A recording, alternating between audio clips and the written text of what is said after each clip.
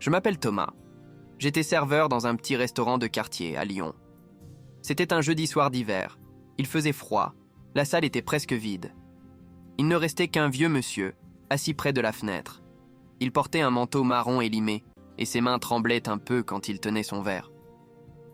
Il m'a souri poliment quand je lui ai apporté son café.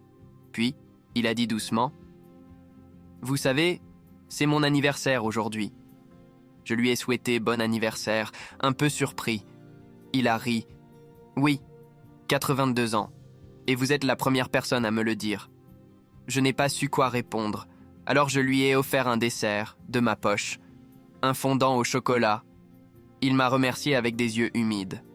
En partant, il a posé un billet sur la table et dit « Merci, jeune homme. Vous m'avez fait me sentir vivant ce soir. » Le lendemain, j'ai trouvé une enveloppe glissée sous la porte du restaurant. À l'intérieur, il y avait une photo, lui, plus jeune, en costume, tenant la main d'une femme souriante. Derrière, il avait écrit « Pour le garçon qui a pris le temps ». Et puis, rien. Le surlendemain, j'ai appris par le journal local qu'un homme de 82 ans avait été retrouvé sans vie dans son appartement, à quelques rues du restaurant. Il vivait seul depuis la mort de sa femme, 3 ans plus tôt. Je me suis assis, la photo à la main, incapable de retenir mes larmes.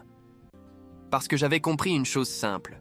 Parfois, un sourire, un mot, un geste peuvent être les derniers qu'une personne reçoit.